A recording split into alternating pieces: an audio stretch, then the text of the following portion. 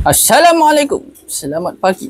Mulakan hari anda dengan bismillahirrahmanirrahim. Selawat kita ke atas Rasulullah sallallahu alaihi wasallam. Allahumma salli ala sayyidina Muhammad. Okey, hari ni kita punya video adalah menunjukkan cara-cara Abang Syamil kita pasang setup motor. Step 1. Okey. So, hari ni kita bersama dengan sebuah jentera daripada Yamaha. Iaitu Yamaha LC135V8 dan telah diubah suai enjinnya menjadi spek 63mm daripada sayap garaj, wing garage, dalam bahasa Inggeris lah. Sekati aku tukar nama bengkel orang. So sayap garaj yang berada di area PJ. Jadi spek 63mm. Exhaust Uma Racing back pressure, dan ECU powered by ECU apa? Red Leo. Okey, hari ini kita bersama dengan Mochi lagi. Itu dia. Tengok tu, kita ada pomen baru di sini. Hey, ini budak. Tengok tu. Buat inspection. Okey. Jangan pergi mana kau. Okey. Jadi, bersama saya sini adalah Mochi. Nampak dia? Miau. Jadi, kita akan run motor ni. Kita nak tengok berapa horsepower yang terhasil. Duduk situ dia. Jadi, kita nak tengok prestasi motor ni macam mana. Jadi stay dengan saya sehingga akhir video. Layan sedikit kita punya video proses tuning untuk motor ni. Jadi akhir video kita bagi tahu apa result performance motor ni. Okay guys, so stay tune.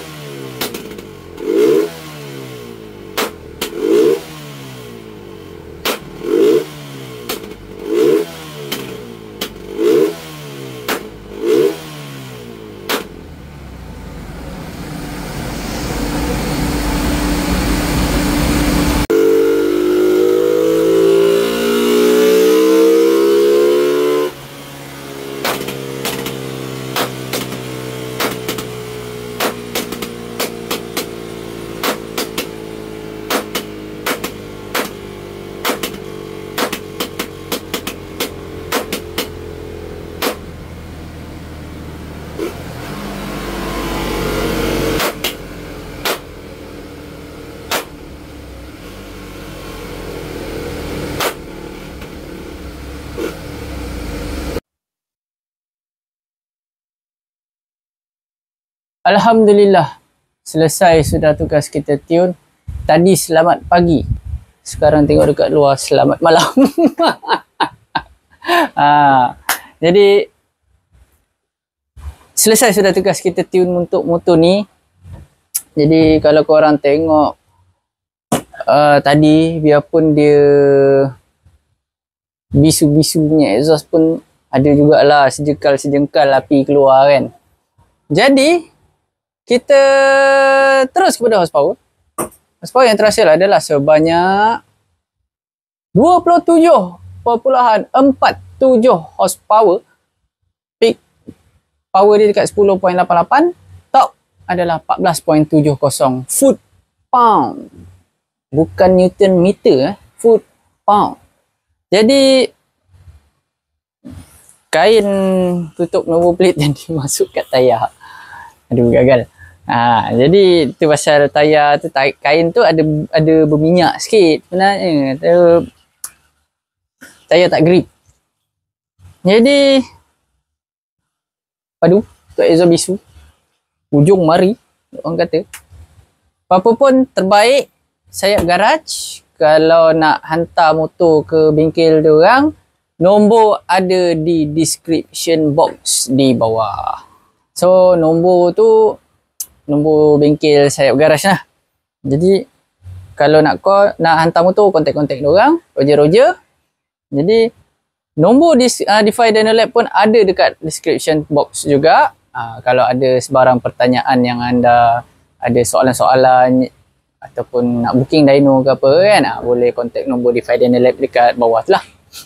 And then terima kasih kepada semua yang masih sudi support Hanif Comeback dan juga DeFi Dynalab. Saya doakan anda semua murah rezeki dan dipermudahkan urusan dunia dan juga akhirat kelak. Amin ya Rabbil Alamin. Ada sebiji motor lagi kat luar tu. Jadi next video, biarpun malam, selamat pagi. Okay. Jadi terima kasih lagi sekali. Jangan lupa like, share dan subscribe YouTube channel Hanif Comeback. Jadi sehingga kita berjumpa lagi.